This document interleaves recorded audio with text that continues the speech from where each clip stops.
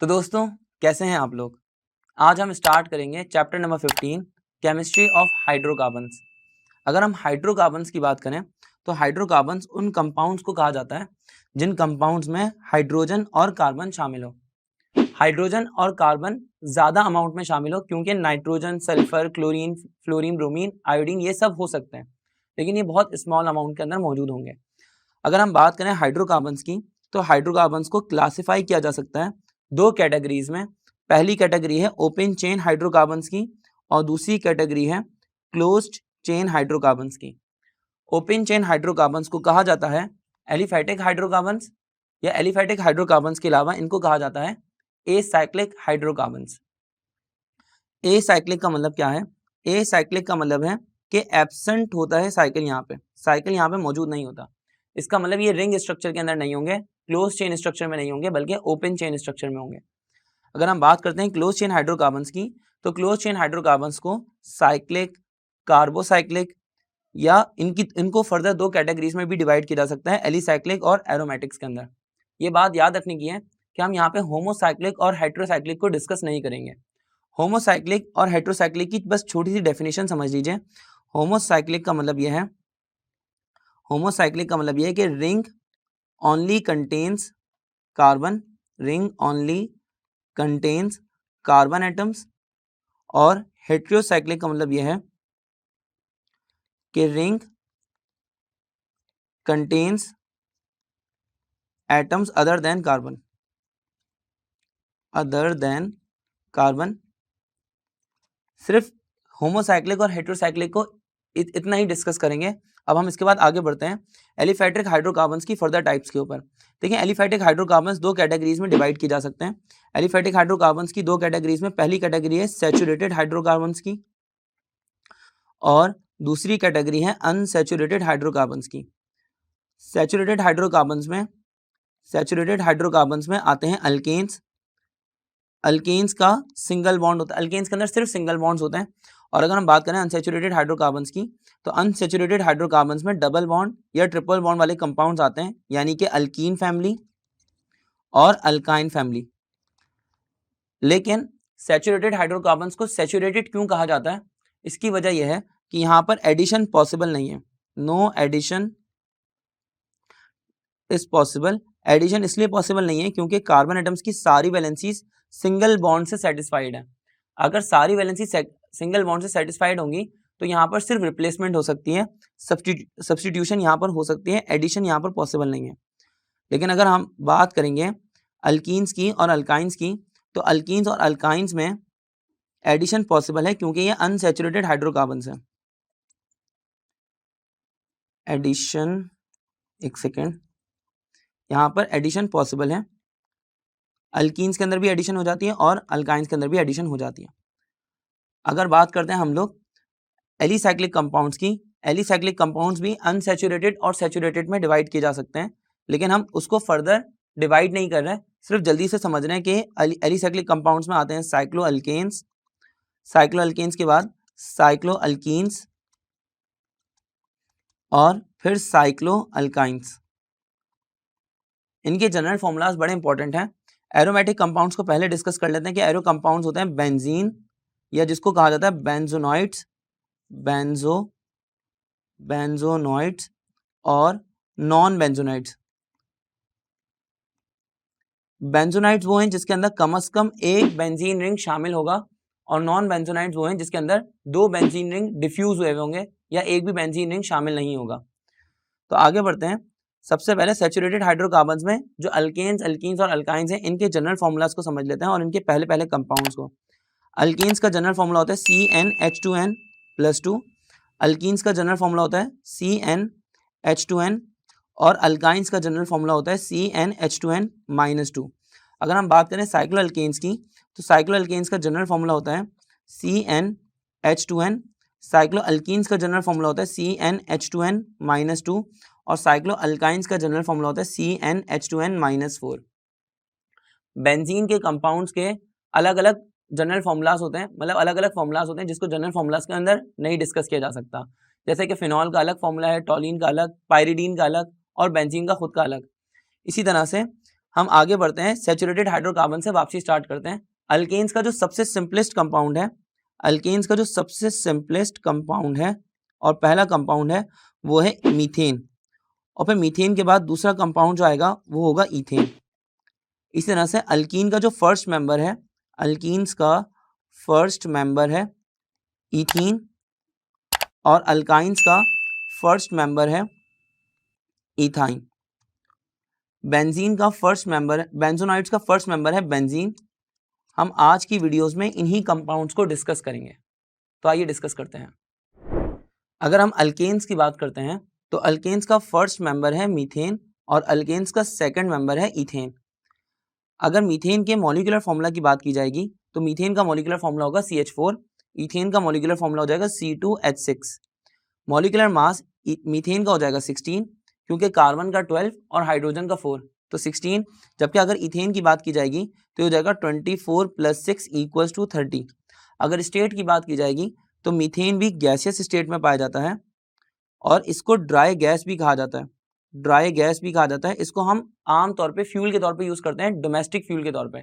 घरों के अंदर इसको यूज़ किया जाता है खाना वगैरह पकाने के लिए, और CNG को यूज़ किया जाता है गाड़ियाँ चलाने के लिए। CNG में और नेचुरल गैस में क्या डिफरेंस है, अभी इसको भी डिस्कस करते हैं। स्टेट की बात करें अगर इथेन की, तो इथेन भी गैसियस स्टेट में पाया जाता है। अब अगर मीथेन की बात की जाएगी तो मीथेन कहाँ पर पाया जाता है, मार्शी प्लेसेस पे, दलदली इलाकों में पाई जाती है, मार्शी प्लेसेस में पाई जाती है, इसलिए इसको मार्श गैस भी कहा जाता है। ये 94.5% तक प्रेजेंट होती है नेचुरल गैस के अंदर। जबकि अगर हम इथेन की बात करेंगे तो इथेन 1.05% प्रेजेंट होता है नेचुरल गैस के अंदर, और हम इसको फ्यूल के तौर पे इतना ज़्यादा यूज़ नहीं करते हैं। अगर हम अबंडेंस की बात करें तो अबंडेंस डिस्कस की जा चुकी है, 94.5% इन नेचुरल गैस और 1.05% इन नेचुरल गैस। अगर हम प्रोडक्ट्स की बात करें कि मीथेन से कौन कौन सी प्रोडक्ट्स बनाई जा सकती हैं, तो मीथेन से मिथाइल क्लोराइड, मिथाइलिन क्लोराइड या क्लोरोफॉर्म यहाँ पे काफ़ी इंपॉर्टेंट है, और कार्बन टेट्राक्लोराइड CCl4, और इसी तरह से CNG के अंदर इसको कन्वर्ट किया जा सकता है या LNG के अंदर इसको कन्वर्ट किया जा सकता है वगैरह। तो ये मीथेन के प्रोडक्ट्स हैं। अगर हम नेचुरल गैस की बात करें या CNG की बात करें तो इसमें कॉमन डिफरेंस क्या है, CNG का मतलब है कंप्रेस्ड नेचुरल गैस। हमारे घरों में जो गैस आती है उस गैस का इतना प्रेशर नहीं होता, क्योंकि गैसेस के मॉलिक्यूल एक दूसरे से काफ़ी दूर दूर होते हैं। अगर उसी गैस को कंप्रेस कर दिया जाए तो गैसेस के मॉलिक्यूल एक दूसरे के काफ़ी करीब आ जाते हैं और उनका प्रेशर बहुत ज़्यादा बढ़ जाता है, और इसीलिए हम उनको फिर गाड़ियों के अंदर भी यूज़ कर सकते हैं एज अ फ्यूल। तो कंप्रेस नेचुरल गैस के अंदर नेचुरल गैस को कंप्रेस किया जाता है तो वो गैस फिर कहलाएगी कंप्रेस नेचुरल गैस। LNG की बात करते हैं। LNG का मतलब है liquefied natural gas. Liquefied natural gas का क्या मतलब है, अगर आपको एक गैस, नेचुरल गैस को एक जगह से दूसरी जगह पे ट्रांसपोर्ट करना है, लेकिन पाइपलाइन के थ्रू ट्रांसपोर्ट नहीं करना बल्कि कंटेनर्स के थ्रू ट्रांसपोर्ट करना है, तो आप उस गैस को लिक्विड में कन्वर्ट कर लेते हैं फॉर ट्रांसपोर्टेशन। तो इसीलिए ज़्यादा गैस लिक्विड के अंदर, मतलब अगर उसी गैस को लिक्विड में कन्वर्ट कर दिया जाएगा तो कम वॉल्यूम ऑक्यूपाई करेंगी और ज़्यादा क्वांटिटी आ जाएगी और उसका रिस्क भी कम हो जाएगा। तो इसीलिए जब भी नेचुरल गैस को ट्रांसपोर्ट करना होता है तो LNG की फॉर्म में किया जाता है। आइए आगे बढ़ते हैं। अगर हम बात करते हैं इथेन की, तो इथेन से क्या चीज़ बनाई जा सकती है, इथेन से बनाए जा सकते हैं इथाइल क्लोराइड और इथाइल अल्कोहल्स और 1,2-डाइक्लोरोइथेन, या और भी दूसरी चीज़ें बनाई जा सकती हैं, जो कि सारी चीज़ें यहाँ पे डिस्कस करना पॉसिबल नहीं है। तो अल्केन्स के बाद अब हम बात करेंगे अल्कीन्स की। तो अल्कीन्स का फर्स्ट मेंबर होता है इथीन। अल्कीन्स का फर्स्ट मेंबर है इथीन। इथीन का मॉलिक्यूलर फॉर्मूला होता है C2H4 और इथीन का मोलर मास होता है, कार्बन का 12 2 24, 24 + 4 हो जाएगा 28।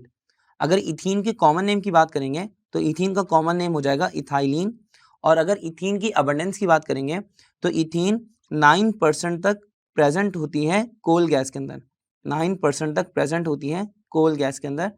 इसी तरह से अगर इथीन की स्टेट की बात की जाएगी, क्योंकि इथीन के अंदर 2 ही कार्बन एटम्स हैं, तो ये गैसियस स्टेट के अंदर पाई जाती है, गैसियस स्टेट में पाई जाती है।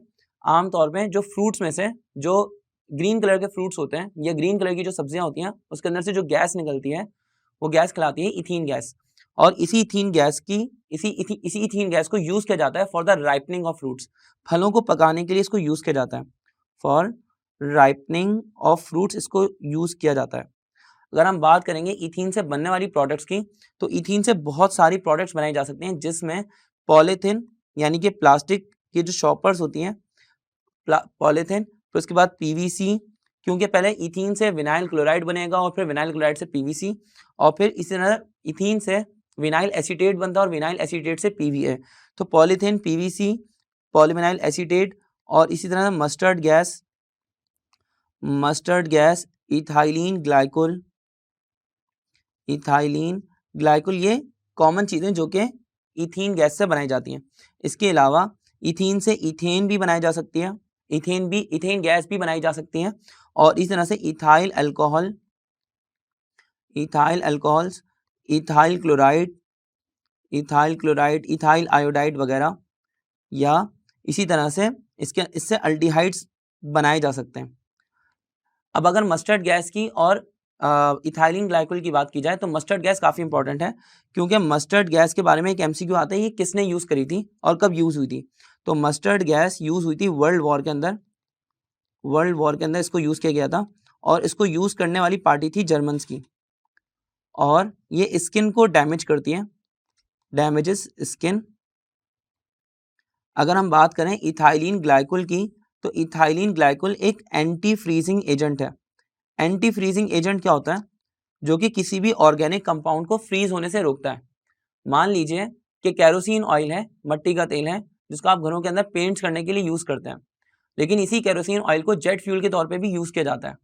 किस तरह से यूज किया जाता है कि इसके अंदर इथाइलिन ग्लाइकोल या कोई भी एंटी फ्रीजिंग एजेंट ऐड किया जाता है, क्योंकि जब ये जो भी जेट्स हैं या जेट फ्यूल है, जब ये अपनी एल्टीट्यूड से पहुंचेगा, बुलंदियों में पहुंचेगा, तो होगा क्या, ये फ्रीज होना शुरू हो जाएगा, क्योंकि वहां पे टेम्परेचर कम होगा और प्रेशर बहुत ज्यादा होगा। तो हाई प्रेशर और लो टेम्परेचर पे ये फ्रीज ना हो या इसकी बर्निंग क्वालिटी पे फर्क ना आए, इसीलिए इसके अंदर एंटी फ्रीजिंग एजेंट ऐड किया जाता है। थाइलिन ग्लाइकोल का आपको यूज समझ में आ गया होगा। पीवीसी, पॉलीविनाइल क्लोराइड जो है, ये पाइप्स बनाने के लिए, प्लास्टिक के पाइप्स बनाने के लिए यूज किया जाता है, और पॉलीथिन प्लास्टिक की शॉपर्स बनाने के लिए। आगे बढ़ते हैं, हमारा नेक्स्ट टॉपिक है अल्केन्स। अल्केन्स के अंदर जो फर्स्ट कंपाउंड है, वो है इथाइन। अल्काइंस के अंदर जो फर्स्ट कंपाउंड है वो है इथाइन, और इथाइन का फॉर्मूला होता है C2H2। इसके बारे में थोड़ी सी चीजें डिस्कस कर लेते हैं। आइए बात करते हैं अल्काइंस के फर्स्ट मेंबर यानी कि इथाइन की, और इथाइन का मॉलिक्यूलर फॉर्मूला होता है C2H2। इथाइन का मॉलिक्यूलर फॉर्मूला है C2H2, और इसका कॉमन नेम है एसिटाइलिन। कॉमन नेम है इसका एसिटाइलिन। अगर इसके मॉलिक्यूलर मास की बात करें तो इसका मॉलिक्यूलर मास होता है 26, और अगर इसकी स्टेट की बात की जाए तो इसकी स्टेट होती है गैसियस स्टेट, और इसकी अबंडेंस की बात की जाए तो ये 10% तक मौजूद होता है कोल गैस के अंदर। और अगर इसके यूजेस की बात की जाए, वैसे तो इसके बहुत सारे यूजेस हैं, लेकिन एक कॉमन यूज जो है वो है गैस वेल्डिंग का। इसको गैस वेल्डिंग के लिए यूज किया जाता है क्योंकि इसके फ्लेम का टेम्परेचर 3000 डिग्री सेंटीग्रेड तक होता है। अगर हम बात करें कि इथाइन से कौन कौन सी प्रोडक्ट्स बनाई जा सकती हैं, तो इथाइन से बहुत सारी प्रोडक्ट्स बनाई जा सकती हैं, जिनमें ethanol, red solid, white solid, ethene, 1122 टेट्राक्लोरो ethane, ये काबिल जिक्र है। अगर इसके फ्लेम के नाम की बात करें तो इसके फ्लेम का नाम होता है ऑक्सी एसिटाइलिन फ्लेम, और उसका टेम्परेचर 3000 डिग्री सेंटीग्रेड होता है, जो कि हमने डिस्कस कर लिया। आइए आगे बढ़ते हैं, डिस्टिंग्विश टेस्ट बिटवीन अल्कीन्स और अल्काइंस पे, और इस तरह से अल्कीन्स और अल्काइंस के डिस्टिंग्विश टेस्ट की बात करते हैं। देखिए, हमें ये बात पता है कि अल्कीन्स और अल्काइंस ये दोनों अनसैचुरेटेड हाइड्रोकार्बन्स हैं, तो ये डीकलराइज कर देते हैं KMnO4 के सोल्यूशन को, डीकलराइजेस KMnO4 सोल्यूशन, KMnO4 सोल्यूशन। मान लीजिए कि आपके पास अल्कीन्स या अल्काइंस, ये 3 डिफरेंट कंपाउंड्स हैं, और आपको उनमें डिस्टिंग्विश करना है कि कौन सा अल्केन है और कौन सा अल्कीन या कौन सा अल्काइन। तो आप KMnO4 का सोल्यूशन प्रिपेयर करेंगे, और KMnO4 का सोल्यूशन होता है पर्पल कलर का। पर्पल कलर के सोल्यूशन के अंदर अगर आप अल्कीन डालेंगे तो ये पर्पल कलर खत्म हो जाएगा, अगर अल्काइन डालेंगे तो ये पर्पल कलर फिर खत्म हो जाएगा, यानी कि वो डीकलराइज हो जाएगा। लेकिन अगर आप अल्केन डालेंगे तो वो डीकलराइज नहीं होगा, क्योंकि अल्केन्स KMnO4 के साथ में रिएक्ट नहीं करते हैं, तो it can't decolourise KMnO4 solution. अगर हमने ये पता कर लिया कि वो अल्केन्स नहीं है तो या तो अल्कीन्स होंगे या फिर अल्काइंस होंगे।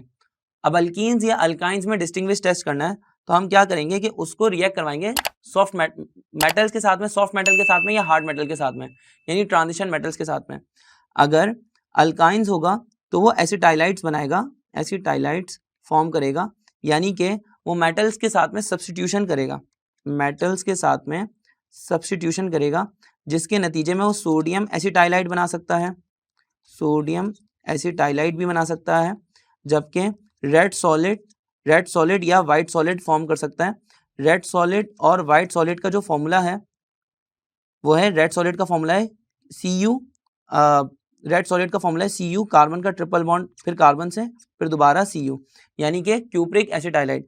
जबकि अगर हम व्हाइट सॉलिड की बात करेंगे तो व्हाइट सॉलिड के अंदर कार्बन कार्बन के दरमियान में ट्रिपल बॉन्ड होगा और दोनों साइड पर सिल्वर मौजूद होंगे। जबकि अल्कीन्स ये रिएक्शन परफॉर्म नहीं करते हैं, नो सब्स्टिट्यूशन रिएक्शंस, अल्कीन्स के अंदर सब्स्टिट्यूशन नहीं होती विथ मेटल्स। एक चीज और हमें समझने पड़ेगी कि अगर हमें सब्स्टिट्यूशन करवानी होती है तो सब्स्टिट्यूशन करवाने के लिए जो सोल्यूशन यूज होता है वो सोल्यूशन है अमोनिया गैस का। यहाँ पे हमारे एलिफेटिक कंपाउंड्स एंड होते हैं और हम अब बात करेंगे एरोमेटिक हाइड्रोकार्बन्स की। एरोमेटिक हाइड्रोकार्बन्स में सबसे पहला कंपाउंड जो हमने डिस्कस करना है, और हमने एक ही कंपाउंड डिस्कस करना है इस वीडियो के अंदर, और वो कंपाउंड है बेंजीन। बेंजीन का मॉलिक्यूलर फॉर्मूला है C6H6, और अगर इसकी स्टेट की बात की जाए तो ये लिक्विड स्टेट में पाया जाता है। अगर इसके मेल्टिंग पॉइंट की बात की जाए तो इसका मेल्टिंग पॉइंट होता है 5 डिग्री सेंटीग्रेड, यानी कि रूम टेम्परेचर पे ये लिक्विड स्टेट में होगा, liquid at room temperature, liquid at room temperature. जबकि इसका बॉइलिंग पॉइंट काफ़ी कम होता है, इसका boiling point 68 to 69 degree centigrade के आसपास होता है। अगर बात करते हैं कि ये किस तरह से बर्न होता है तो इसके अंदर हाई परसेंटेज ऑफ कार्बन होती है, यानी कि कार्बन की कॉम्पोजिशन बहुत ज़्यादा होती है, जिसकी वजह से जब इसको जलाएं तो उसमें धुआं निकलता है। और यही डिस्टिंग्विश टेस्ट है बिटवीन एलिफेटिक हाइड्रोकार्बन्स और एरोमेटिक हाइड्रोकार्बन्स। एलिफेटिक हाइड्रोकार्बन्स को जब बर्न किया जाता है तो उसमें से धुआं नहीं निकलता, दे बर्न्स विदाउट सूट, लेकिन एरोमेटिक कंपाउंड्स बर्न होते हैं सूट के साथ में। जो बेंजीन है ये एक कार्सिनोजेनिक कंपाउंड है। कार्सिनोजेनिक कंपाउंड का मतलब यह है कि इसकी वजह से ब्लड कैंसर होता है, यानी कि कैंसर कॉजिंग एजेंट है, कैंसर कॉजिंग एजेंट है। ब्लड कैंसर ये ब्लड कैंसर ये कॉज करता है। ब्लड कैंसर का एक खास नाम होता है, ब्लड कैंसर की काफ़ी सारी टाइप्स होती हैं जिसमें से एक खास नाम होता है लुकीमिया, और बेंजीन लुकीमिया का जिम्मेदार है, यानी बेंजीन के वेपर्स की वजह से लुकीमिया हो सकता है। अगर बात की जाए कि बेंजीन को किस चीज़ से प्रिपेयर किया जाता है तो बेंजीन को प्रिपेयर किया जाता है एनहेक्सेन से, एनहेप्टेन से, फिनॉल से, सोडियम बेंजोएट से, कोल तार की फ्रैक्शनल डिस्टिलेशन से और इथाइन से। इथाइन की पॉलीमराइजेशन के थ्रू बेंजीन को बनाया जाता है, जबकि कोल तार की फ्रैक्शनल डिस्टिलेशन की जाती है। फ्रैक्शनल डिस्टिलेशन में जो लाइट ऑयल होगा, फ्रैक्शनल डिस्टिलेशन की जाएगी, और कोल तार में जो लाइट ऑयल होगा उस लाइट ऑयल के फ्रैक्शन में बेंजीन काफ़ी ज़्यादा मौजूद होगा। अब बात करते हैं कि बेंजीन से कौन कौन से कंपाउंड्स बनाए जा सकते हैं। तो बेंजीन से जो प्रोडक्ट्स ऑब्टेन होते हैं वो 500 प्लस कंपाउंड्स हैं, यानी बेंजीन से 500 से ज़्यादा कंपाउंड्स बनाए जा सकते हैं। अब बेंजीन क्योंकि एक कार्सिनोजेनिक कंपाउंड है, यानी कि कैंसर कॉजिंग एजेंट है, तो इसीलिए हम इसको as a intermediate compound use करते हैं, इसको बेंजीन की फॉर्म में स्टोर नहीं करते हैं। जैसे कि टॉलिन से बेंजीन बनाया और फिर बेंजीन से फिनॉल, या फिनॉल से बेंजीन बनाया और फिर बेंजीन से टॉलिन। इस तरह हम रिवर्स कर सकते हैं प्रोसेस को, बार बार इसको एक फॉर्म से दूसरी फॉर्म में चेंज करते रहते हैं। बेंजीन को इंटरमीडिएट फॉर्म के अंदर ही स्टोर किया जाता है, मतलब इंटरमीडिएट फॉर्म की तौर पे ही यूज़ किया जाता है। अब बात करते हैं कि इससे कौन कौन से कंपाउंड्स बनाए जा सकते हैं। तो phenol, Tollens, nitrobenzene, chlorobenzene, acetophenol, benzene sulphonic acids, और इसके अलावा बहुत सारे कंपाउंड्स। अगर बात की जाए कि बेंजीन का स्ट्रक्चर किसने पेश किया था तो 1865 में कैक्यूल्स ने सेटिस्फैक्ट्री स्ट्रक्चर पेश किया था बेंजीन का, जिसके ऊपर बाद में ऑब्जेक्शंस लगे, फिर एक ऑब्जेक्शन, फिर दूसरी ऑब्जेक्शन, लेकिन इन सारी ऑब्जेक्शंस का आंसर किया कैक्यूल ने, और आखिर में कैक्यूल ने एक बेंजीन का स्ट्रक्चर पेश किया जिसमें उसने कहा कि बेंजीन के अंदर डबल बॉन्ड्स के अंदर रेजोनेंस होती है। रेजोनेंस का प्रोसेस होता है, रेजोनेंस मतलब delocalization of electron, delocalization of pi electrons. Delocalization का मतलब ये है कि पाई इलेक्ट्रॉन्स बार बार अपनी जगह चेंज करते रहते हैं। जब ये पाई इलेक्ट्रॉन्स बार बार अपनी जगह शिफ्ट करते हैं तो ये एनर्जी को कंज्यूम करते हैं और वो एनर्जी कहलाती है रेजोनेंस एनर्जी, और ये एनर्जी कम हो जाने की वजह से बेंजीन स्टेबल हो जाता है। अब बात करते हैं बेंजीन के अंदर कौन सी हाइब्रिडाइजेशन होती है। तो बेंजीन के अंदर हाइब्रिडाइजेशन होती है sp2। बेंजीन के अंदर sp2 हाइब्रिडाइजेशन होने की वजह से इसकी जो यूनिट ज्योमेट्री होती है वो होती है ट्राइगोनल। लेकिन अगर इसकी ओवरऑल शेप की बात की जाए तो इसकी ओवरऑल शेप होती है हेक्सागोनल। बेंजीन के अंदर कितने सिग्मा बॉन्ड और कितने पाई बॉन्ड्स प्रेजेंट होते हैं, तो इसका स्ट्रक्चर समझते हैं। जैसे कि अगर हम बेंजीन का स्ट्रक्चर बनाए तो 6 कार्बन एटम्स होंगे और इन 6 कार्बन एटम्स के दरमियान में हर जगह पर सिंगल बॉन्ड्स मौजूद होंगे। फिर उसके बाद ये कार्बन एटम्स हाइड्रोजन से कंबाइन होंगे, तो यहाँ पर टोटल सिग्मा बॉन्ड्स कितने हो गए ये आप कैलकुलेट कर सकते हैं। 1 2 3 4 5 6 7 8 9 10 11 और 12, तो यहाँ पर 12 सिग्मा बॉन्ड्स प्रेजेंट होंगे। अगर पाई बॉन्ड्स की बात की जाएगी तो बेंजीन में कार्बन एटम्स के दरमियान में ऑल्टरनेट डबल बॉन्ड्स होते हैं। तो ये एक ऑल्टरनेट डबल बॉन्ड आ गया, फिर एक और ऑल्टरनेट डबल बॉन्ड और एक और alternate double bond, 3 double bonds हैं, यानी कि फिर 3 पाई बॉन्ड्स प्रेजेंट होंगे, क्योंकि डबल बॉन्ड में पहला बॉन्ड होता है सिग्मा और दूसरा बॉन्ड होता है पाई। तो यहाँ पर 3 पाई बॉन्ड्स प्रेजेंट होंगे। आगे बढ़ते हैं। अगर बात की जाए बेंजीन के एडिशन रिएक्शंस की, तो बेंजीन डुअल नेचर रखता है। Benzene exhibits dual nature. Dual nature का मतलब यह है कि ये सैचुरेटेड हाइड्रोकार्बन्स की तरह से भी बिहेव करता है और अनसैचुरेटेड हाइड्रोकार्बन्स की तरह से भी। सैचुरेटेड हाइड्रोकार्बन्स की तरह से बिहेव करेगा तो सब्स्टिट्यूशन रिएक्शन परफॉर्म करेगा, लेकिन अगर ये अनसैचुरेटेड हाइड्रोकार्बन्स की तरह से बिहेव करेगा तो ये एडिशन रिएक्शंस परफॉर्म करेगा, और अनसैचुरेटेड हाइड्रोकार्बन्स की तरह से ये बहुत कम परफॉर्म करता है या बहुत कम बिहेव करता है। तो एडिशन इसमें किस चीज़ की हो सकती है, हाइड्रोजन की और साथ साथ में क्लोरीन की। क्लोरीनेशन इसके अंदर हो जाती है, chlorination in the presence of sunlight. Chlorination in the presence of sunlight, लेकिन यहाँ पर टेम्परेचर प्रेशर काफ़ी ज़्यादा रिक्वायर्ड होता है, यानी प्रेशर 450 एटमॉस्फेरिक के करीब करीब ही रिक्वायर्ड हो सकता है। अगर बात की जाए हाइड्रोजन की, तो जब इसकी हाइड्रोजनेशन होगी, हाइड्रोजनेशन के बाद ये आगे जाके फॉर्म करेगा साइक्लोहेक्सेन। बेंजीन कन्वर्ट हो जाएगा साइक्लोहेक्सेन के अंदर। अगर इसकी क्लोरीनेशन की बात की जाएगी तो बेंजीन की जब क्लोरीनेशन की जाती है in the presence of sunlight तो ये कन्वर्ट हो जाता है हेक्साक्लोरो साइक्लोहेक्सेन के अंदर। अब बात करेंगे बेंजीन की ओरिएंटेशन की। तो सबसे पहले बेंजीन की पोजीशंस के बारे में समझ लेते हैं। बेंजीन के अंदर पोजीशन फिक्स होती हैं, जैसे कि फर्स्ट पोजीशन, फिर 1 2 3 4 5 6। अब इन पोजीशंस के नाम हैं। 1 और 4 वाली पोजीशन को कहा जाता है पैरा, बल्कि ज़्यादा बेहतर ये होगा कि हम फर्स्ट पोजीशन को कहें स्पो और फिर 4th पोजीशन को कहें पैरा, और 2 और 6 वाली पोजीशन को कहा जाता है ऑर्थो, और 3 और 5 वाली पोजीशन को कहा जाता है मेटा।